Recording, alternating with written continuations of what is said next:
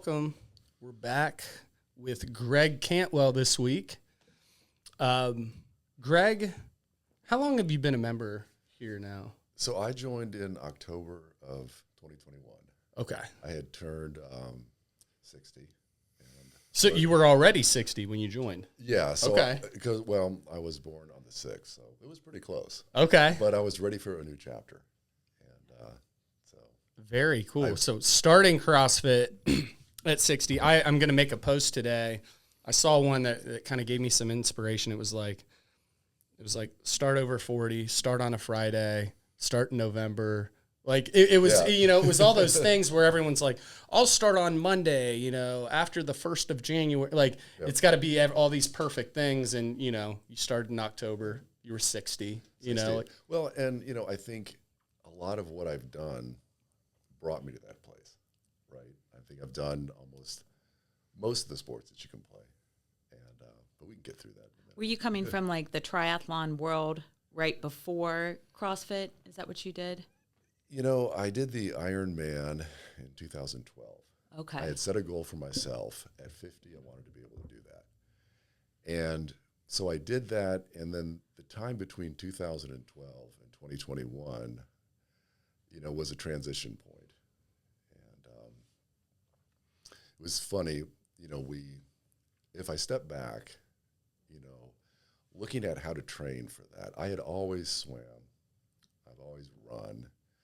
And biking was something that, we all did as kids, but I really never got involved in biking until about 2010 when I joined a health club that had a spinning class. Yeah, spinning, yeah. And I started spinning, and I didn't know it at the time, but there were a couple of people in that class who did the Pelotonia. Okay, where'd you do that class at? At at Lifetime Fitness. Oh, at Easton? This was the one up on Henderson. Okay. I just wondered because I worked at Lifetime for 13 years, so it was really big there, and a lot of the instructors were like also athletes, and it's neat, yeah. And so as I started spinning, I was the guy that came in my gym shorts and my tennis shoes, and next to me were people on bikes that had the kits on, the clip-in shoes. I kind of looked over thinking that's pretty cool, and but then eventually, they started talking to me about, if you got a road bike, we're all going to meet at this place and we're going to go out and ride.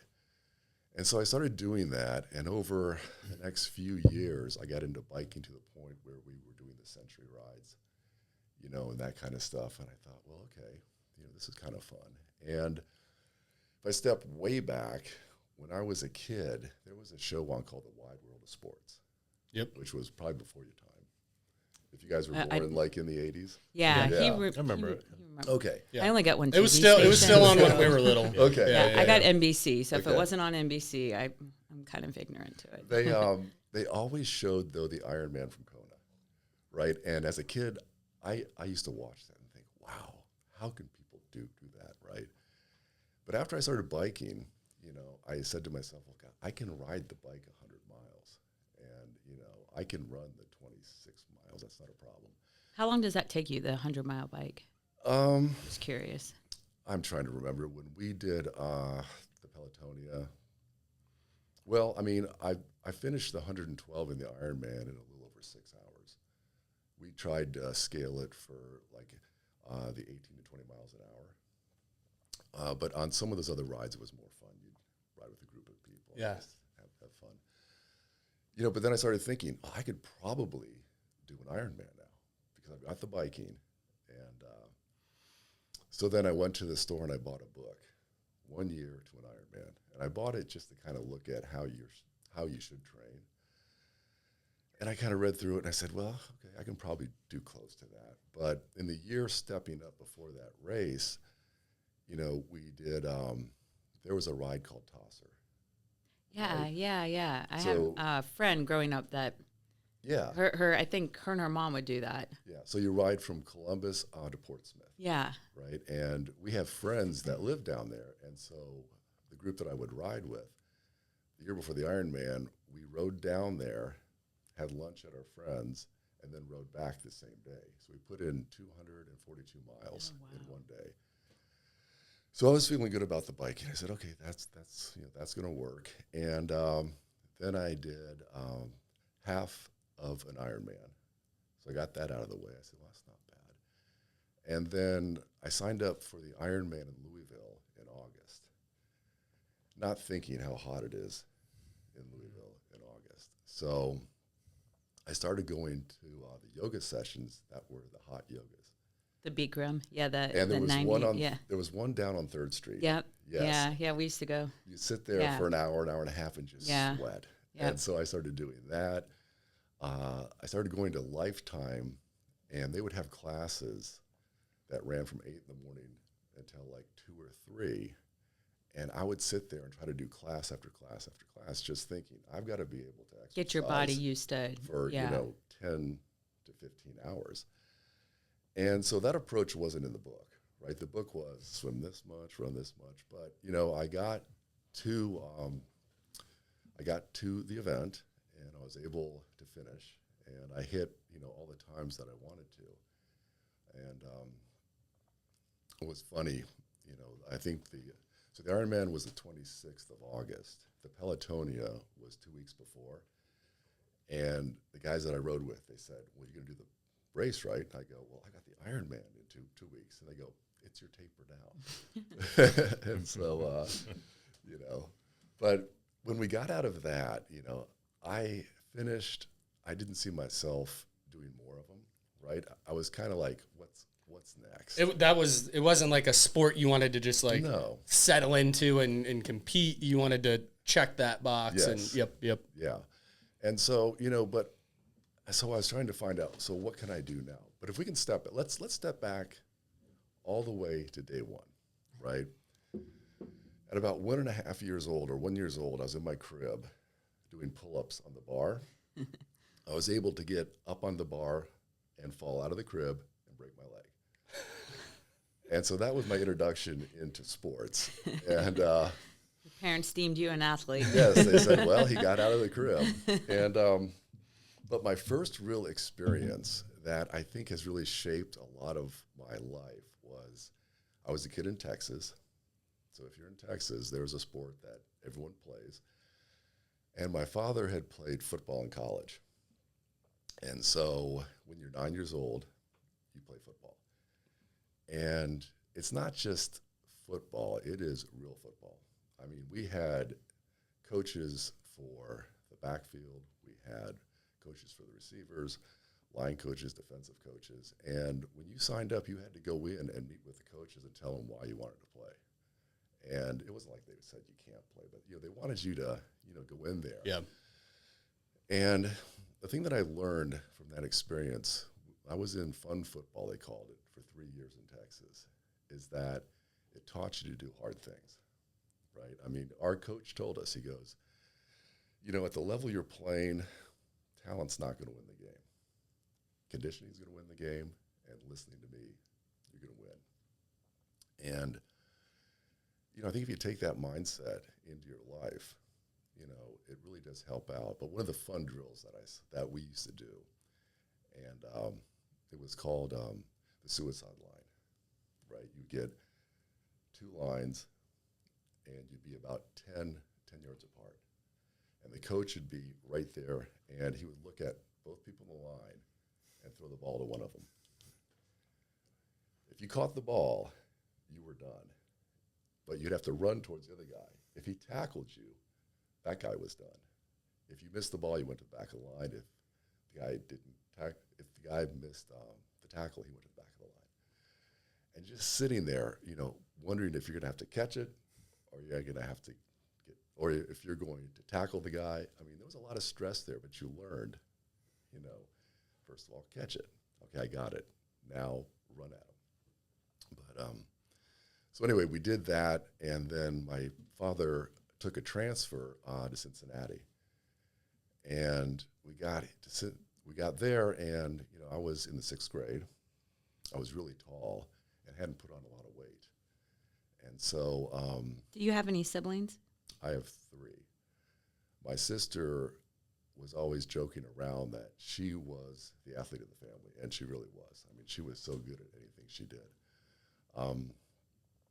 But as I transitioned, I was getting real tall, and I had an uncanny ability to jump, you know. And so the basketball coach at the new school, he looked at me and he said, "You don't belong in football."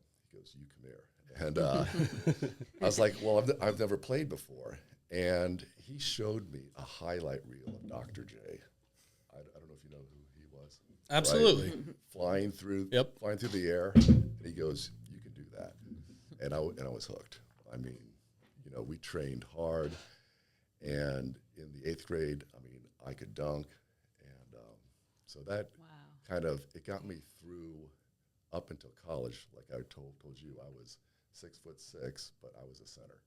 Yep. And I didn't have the ball skills, you know, I couldn't dribble, and but that kind of died off there. But where'd you go to college? My first college was at Miami in Oxford, right? Yeah. And interesting enough, I went as an art major. Okay. Right, and that's Dave. Yeah. I mean, art, music, and fitness are the 3 things in my life that, you know, really have kind of taken me to where I am today. But so I went in there as an art major, and I was looking for a sport. And, you know, I had a few friends who were on the football team there. And there was a gym in the basement of one of the rec halls that some guy had started, and he had brought a bunch of stuff there. And if you paid like $10 a month, he kept buying stuff. And we used to go down there all the time and started to lift. And I put on like 25 pounds my first year. And the good weight, not the fat weight. Yeah. And so that's kind of where I transitioned from like team sports into like weight training. Yep. And you know, it was a lot of fun, and it got me to the point where, you know, one of the summer jobs that I had, we worked in a food service warehouse, and we supported all of the stands at Kings Island, right? And in order to work in that department, you had to be able to carry a 100-pound sack of potatoes and kegs of beer.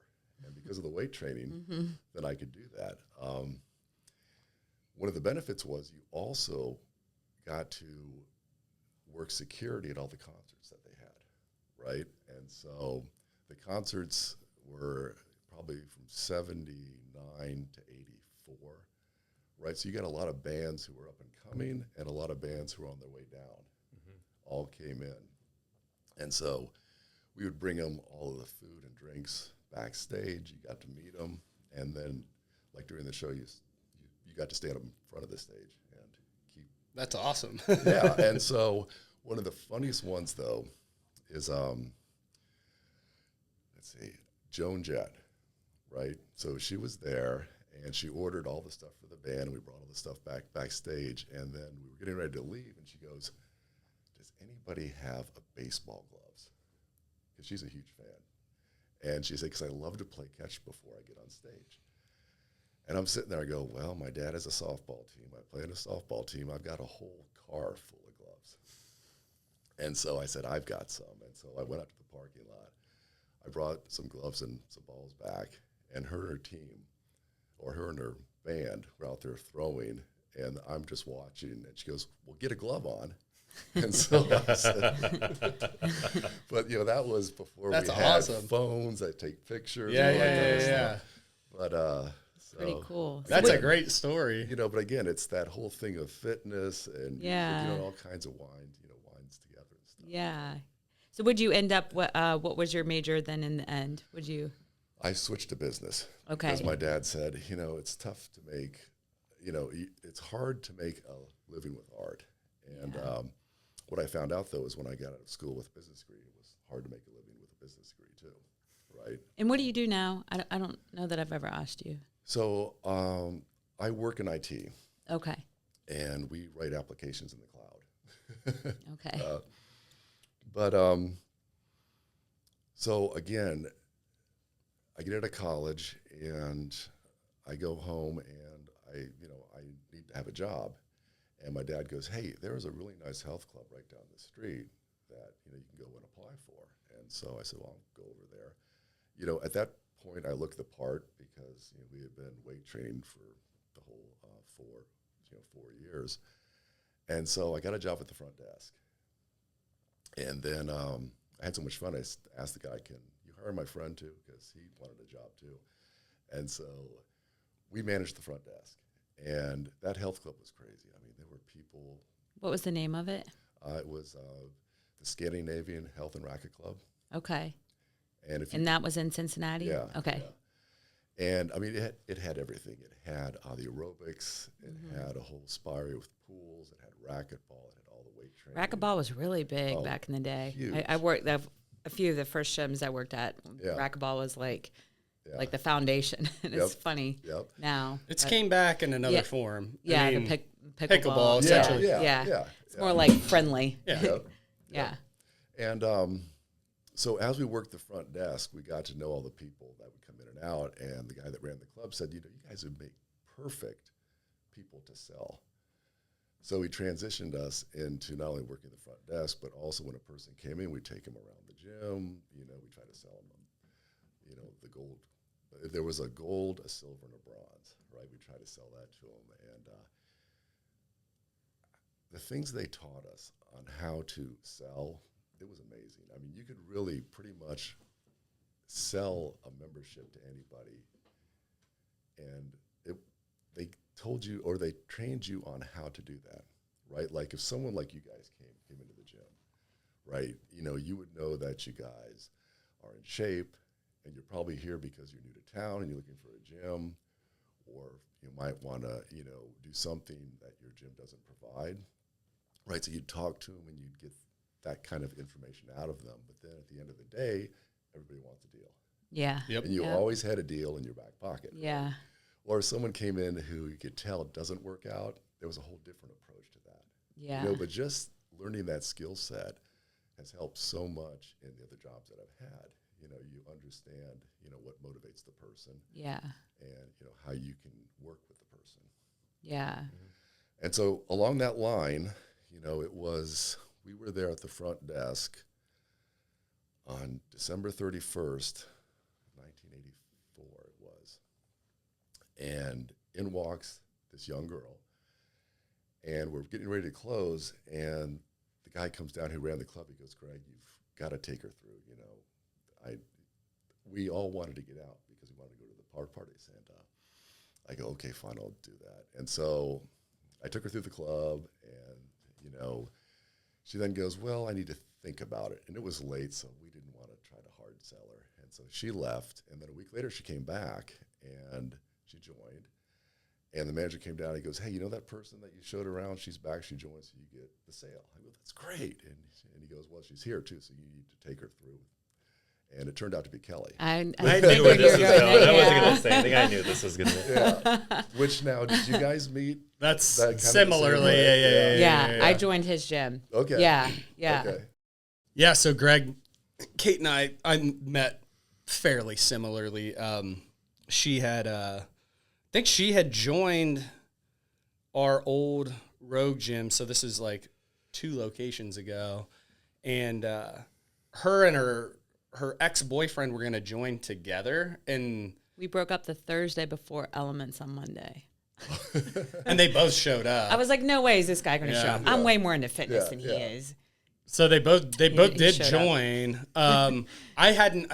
They came at an opposite time. I had a business partner who ran like a different Elements time, and I didn't know who she was, but I saw her like outside of the gym, kind of like wandering around, like in the middle of the week. We had a kind of this like sporadic yoga class that would happen, and she was trying to go to it, but the girl, it wasn't supposed to be sporadic. Yeah. Basically, the girl didn't show up. It was supposed to happen. The girl didn't show up, and then I like ran in because I could tell that's what was kind of going on. She was like looking for the class, and I sort of like saved the day as far as like she'd gone to like one intro class, and I kind of like was like, "Hey, here's how the gym works," and like.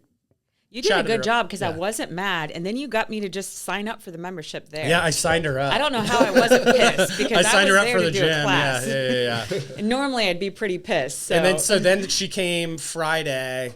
The way we structured it, we do like one-on-ones now, but we would just do it would be like Monday, Wednesday, Friday, and you came to like we had 2 different times you could come. So then she came to mine on like a Friday night after that. And then there was like another girl. It was funny. There's like another girl, and like obviously there was something going on with us. There's some sparks flying. And then this other girl was just like, the class was over and she was just like, okay, I'm going to take off now. I just remember that. Like, she was just like, Yeah, all right, I'll leave you guys here. Yeah. But yeah, it was almost the exact same sort of But thing. I asked him out. She did, Okay. yeah. I did ask him. He Well, didn't it's- ask me out then. Yeah, well, I mean, I wasn't trying to ask, like, all the gym members out. Weren't you trying know? to be creepy. No, Yeah. no. But, I'm like, but also, you said you got mad at yourself. You're like, I should have done it right then. well, you kept, like, she kept putting things out there trying to get me to, and I could tell. She's like, I'm just like, I'm going to go out and have a drink by myself tonight. And, like, Well, another lonely night by myself. it was pretty much exactly like that, honestly. And I was like, and then she like walked out and was like, damn it. And then I think, and then, so I'm like, I completely screwed this up. That was Friday. And then we like messaged on like Facebook or something and went out Saturday. But, Yeah. How did you guys, so who asked who out? How did that happen? Well, so let's see. She started coming to the gym all the time, and I would train her, right? And then on Valentine's Day, which was about a month or two past that, I drew a card for her. Aww. And I gave it to her. And 6 months later, we were engaged. Oh, wow. Wow, that's cool. And so she was in the medical sales field.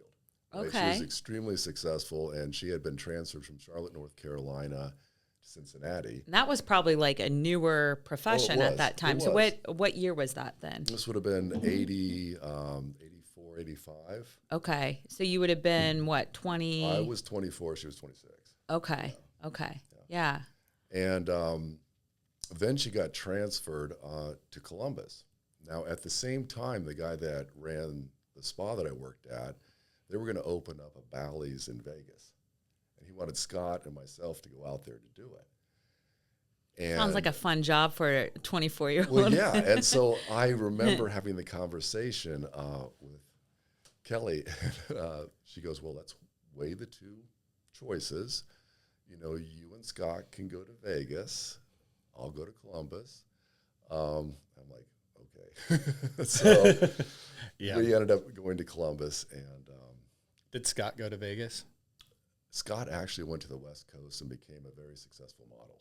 Oh, Okay. I mean, okay. he looked the part of like the Greek god. Yeah. And I've seen you in the 80s at that time, too. Well- You guys were probably two peas in a pod, like I mean- running the gym. I've seen you. Oh, we're going to have to put a picture up of I know- him on I this know, podcast I know. of him in the I mean, 80s. not- 6'6" and jacked, like. I mean, not to get back into the whole, what was going on there, but, Scott had another group of friends, and one of the teachers who did the aerobics was a male. And he did the aerobics during the day, and he had a dance group at night, right, that would go to the bars, and people would scream at them and throw money. And Scott, whenever we needed money, Scott would go with him, and he'd come home with just piles of money. And, so The dance group. if rent was due, Scott would go, well, I'm going to go with Dale now because we need to pay the rent. That's great. So it was easy. Do you for keep him up to with go him there. now? Do you know what he's doing now? Yeah, I mean, right now what he puts together private events Okay. for people in Los Angeles, Cool. whatever Okay. that means. Yep. Yeah. I think But, it's always interesting to see how people like transition from like, how do you go from being like a model or an actor or Yeah. actor? Like, what do you do later? Well, How do you and integrate? I think all the contacts that he made out there. Yeah. Now he's Yeah. transitioned into Yeah. doing whatever they need for him to do. But, Does he still work out and stay in shape and stuff? Yeah. I mean, he still looks like the same guy. He just has a little more gray hair. Yeah. And, Yeah. But so then we came to Columbus. We got married. Now, we didn't have kids until I was 30. So we Okay. had about 6 years of just Yeah. playing around. Yeah. And we lived in German Village and just had a blast down there. Yeah. And, fitness at that point was I did some of the marathons. really not spending a lot of time on it, but just doing that kind of stuff. And then when the kids hit, we moved to Dublin, and I actually had a garage. And so started buying the weight equipment for the garage because the kids, I couldn't get to the gym anymore. And so you kind of cycle through that. What were you doing for work at that time then? At that time, I worked for Victoria's Secret Catalog. In IT? No, so I went back to college and got my degree in accounting. Oh, okay. Right? Because my father-in-law said... You went from art major to accounting? To business to accounting. Yeah. And seems like opposite. Well, yeah. But he basically said the world will always need accountants. Yep. Yeah, I'm it's like, true. okay, good. I need a true. job, Yeah. so I'm going to do that. And so I went back to work. I went to work for Price Waterhouse, which at the time was one of the big 8 firms. Yeah. Right? And my client there was Board and Dairy. And so for 2 years, I went to almost every single Board and Dairy in every state. And I counted cows. I costed their raw milk. It was long hours. But again, because of, the fitness I had, it's like, you need to do this. I got kids to support, a wife to support. And so I got through it. And then I decided, I got to find something with less hours because I traveled all the time. I said, okay, I'm going to go to work for Victoria's Secret Catalog, which the hours... I was going to say, that doesn't seem like less hours. Once I got there, I figured out it's not less hours. But again... They bait you in a little bit. Yeah, I got through that. And then we had the opportunity to move to Denver. Okay. Right? And so the kids, I think our oldest was in the first grade. The twins were like 3. Was that a job opportunity for you then? Yeah. Yeah, and so we got out there, and it was amazing. The kids got to learn to ski when they were little, and we were out there for 7 years and just had a blast. But fitness there turned into skiing, hiking, riding the bikes in the mountains, and then we fell into the trap. My youngest son had a friend who did taekwondo, and he goes, "Dad, can we do that?" And I go, "I'll sign you up for the class." He goes, "No, Dad. His father does it with him." And I go, "Okay, we can try that." Well, it turns out it wasn't his father, it was his whole family. So we all, for 3 years, did that together. That's pretty cool. Yeah, that's really neat. It was crazy. The guy that ran this little gym, he was big time into it. And he said, "We'll go to any tournament that is within 600 miles of us." And we would get in cars and we would drive over there. But as we would stop at the rest stops, he would get us all out, hold the paddle, and we'd be in line. We'd come up and kick it and go to the back. Stay loosened up and stuff. And I think back on that. I thought, what must have people thought who pulled into the rest stop and saw this kind of stuff? But, Did the whole family compete in the tournaments? Oh, yeah. You guys were all doing it? And the thing that I found is most of the people, so you'd have 2 different events. You would have forms, which you have to learn all that stuff. And then you'd have sparring. And in my age group, you couldn't kick to the head, but you won by kicking to the chest. But he had 2 kids who were extremely good. And in that age group, you could fight. You could kick to the head and stuff. And just to watch how fast they were. But I found that I was fighting mostly people who were either retired from the military or police officers. And a lot of times, they wouldn't just abide by just the kicks to the chest. They would kick you in the head. Well, good luck kicking in your head, though. And they could kick you in the head. They'd find other big guys, I'm sure, that go against him. Yeah. Well, because you were in your age and weight. And weight class, right? Yeah. Okay. And so, but again, what that taught you is, you can do hard things. Yeah. Yeah. You're out there in the middle of the ring, people all around watching you, and I'm either going to win or lose. And I hope I don't lose badly. Yeah. Because I just think that's pretty cool how many different things that you've competed in and tried out, and not just in fitness, but through your profession, and just not taking yourself so seriously and not being afraid to fail. Yeah, well, I think that's key. I think it's more about the experiences. And then we got back here because Kelly missed her mom. So we came back here, and the kids wanted to see them. So yeah. And at fitness at that point, I would have been in my 40s. It started to kind of lax because the kids were an age where they needed a lot of attention. And we got through that, but that brought us up to 50 and the Ironman, and then transitioning out of the Ironman. I had a friend who had a gym next to the plumbing supply company that he worked. That was his. He had some space, so he put some stuff in there. But they also did something called the Bourbon Chase. I don't know if you've heard of that race. Okay, so you get 12 people. Oh, I have it. And it's running. And is it running through the night? Yeah, Or- so you start. I think Cassie's Did done you it. do that, Dave? That one? Let me hear a bit more. We did this Okay. like the Columbus to Cincinnati. Cassie's done this. She's Yeah. a friend of mine that's done Ironman, and she Yeah. does all this crazy stuff. It's So you start at 8 in the morning at where they make Jim Beam, right? I can't remember the little town it's in, but I think they allow 150 teams of either 12 people or 6 people, depending on how much you want to run. But it's a 200-mile race, and you start at 8 in the morning, and then you finish sometime after 3 o'clock the next day in Lexington, Kentucky, and they've got all the bourbon you could ever imagine there, big bands and parties, but. So we started doing that, and so each person probably, if you do the math, you run a decent bit, but you run it twice. And if you run at night, you have a spotlight on your head. You would write all the turns down on your thigh, because at that point you didn't have a phone. Oh, yeah. Where you were. This was like 2013, I think. Yeah, before the GPS and all that. Yeah, and you run them by yourself, because you would basically pick up where the other guy left off. And, so a lot of times you're running in the pitch black, you hear dogs in the background and things howling. But again, it was just fun to get through that. And we did that for 2 or 3 years. And you just stay up. well, yes. Like you said, Well, you you start at probably 8 a.m. sleep or rest when it's not your turn. Well, yeah, and what's interesting is a lot of the drop-off points or the transition points were at the distilleries. And so you would Can't say, imagine anyone wanting to drink. everyone would. They did. Well, because you'd go in there and they'd have a whole tray of the bourbon balls. And you're like, oh God, those look good.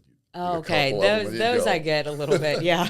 And but then you think to yourself, well, I can sleep now for 6 hours. You can't sleep in a van for 6. Yeah. It's hard. So so we were doing that, and but again, it's just a lot of fun. And then what did that bring us to? I'm thinking around 2017. I started watching The Fittest on Earth, right? Oh, the CrossFit Those docs. movies Yep. that show Yeah. you those people that train, and I was like, this is amazing. I can't believe these people can do this. And then in 2018, Rogue had its event here. They built like they've got their place on Fifth, right? Yep. But they built the stadium there. Yeah, And they had yeah. all those CrossFit guys came in. And I tried to get my kids to go with me. They didn't want to go. So I said, well, I'm going to go over there. And then I didn't want to drive. So I said, you know what? I'm going to ride my bike over there. And so I rode my bike over. I get to the gate where you're supposed to park. And I asked the guy where I should park my bike. He goes, I don't know. We don't bike park. And he goes, just go through here, park it over by that door. That's where the employees go in and out. I said, okay. So I drive over there. I park my bike. And I hear this person say, hey, Ironman. And I turn around, and it was the daughters, the girls. From, Oh, yeah. And, they wanted to know where I did it and all that kind of stuff. And I thought, wow, this is really cool. And then Fraser came by, and I'm like, this is amazing. And then I went and watched those guys perform. And that's kind of when I started saying, the CrossFit is pretty cool. And then my son, at the time, was living in the apartments across from your old gym. Oh, yeah. Yep. And he actually belonged here. Yeah. I know. I remember him well. And he took my class a lot. Yeah, and I said, and so he let me come with him a few times, and that's kind of when I said, at some point I'm going to do this, right? And that's when I turned in 2021. I said, I'm 60. I need a new chapter, and so you guys, you paired me up with James, right? Yeah.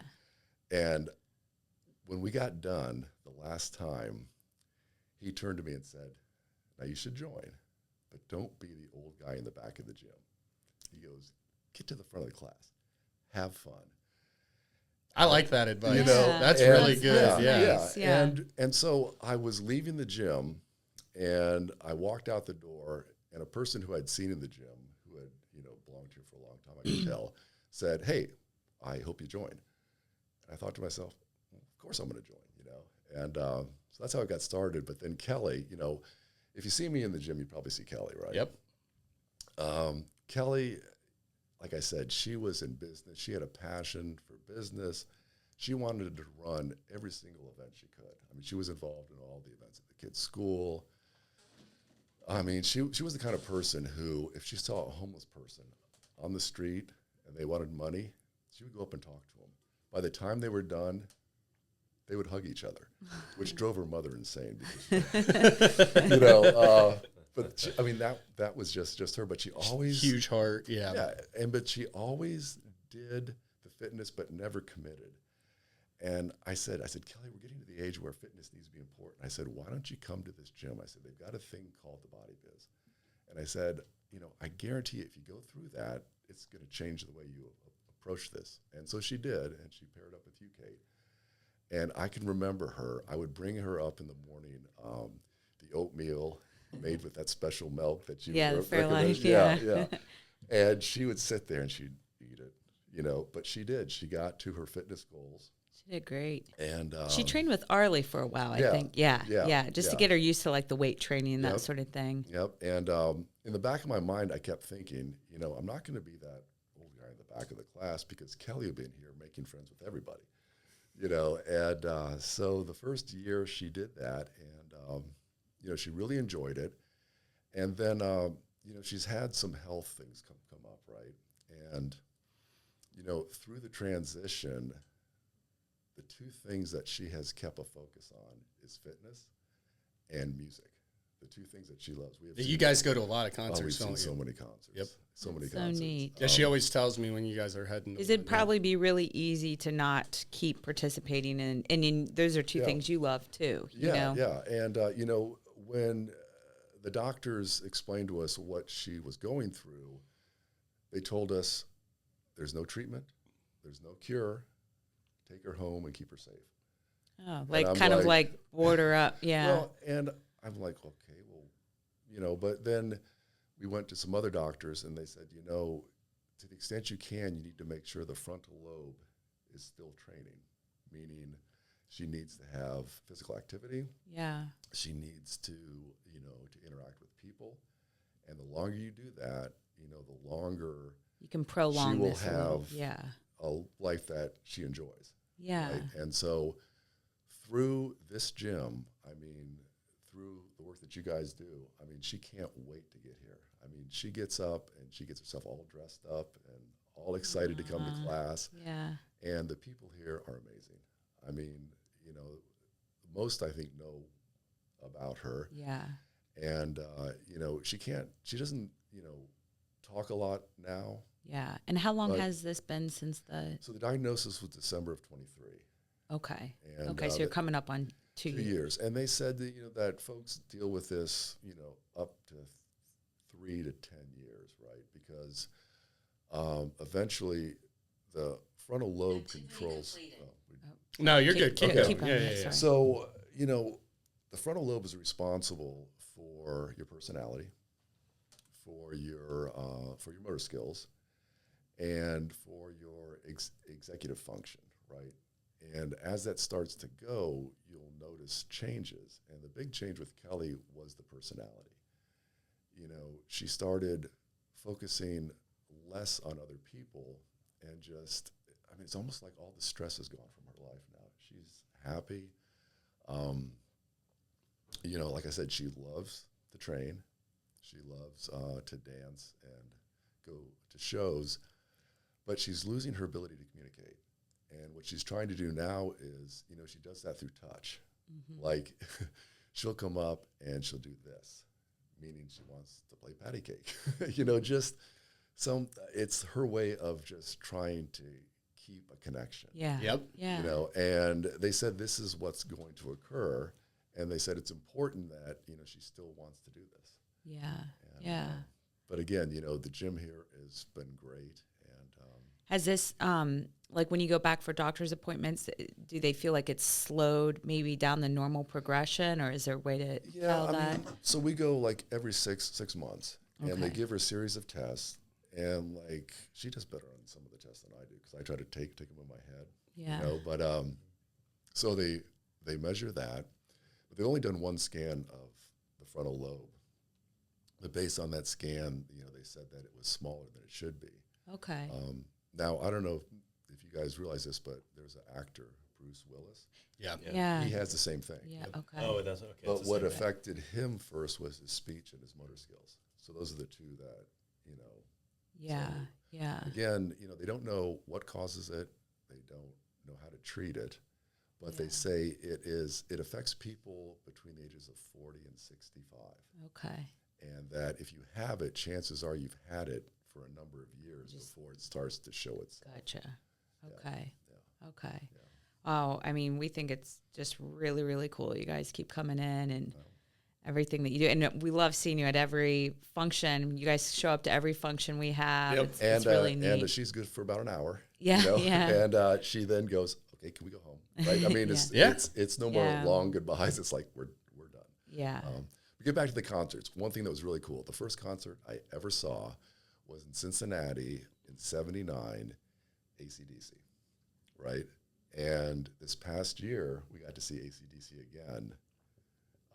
So it's like, you know, it took almost 40 years. Yeah, that's and I got to cool. see him with both lead singers. Yeah, I was gonna say that I can't remember when their Brian came on, but what was that?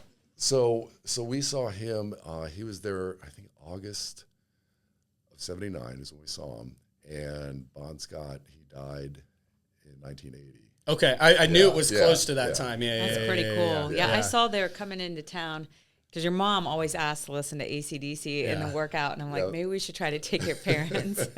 They would like that. That's neat. Yeah, That's and that's really an cool. easy place to take her because she put her little red horns on, and I don't know why this is, but I know not to get seats when I go to concerts because she likes the pit. Yep. She likes to move around, but you know, for every reason, I got seats that were right next to the pit.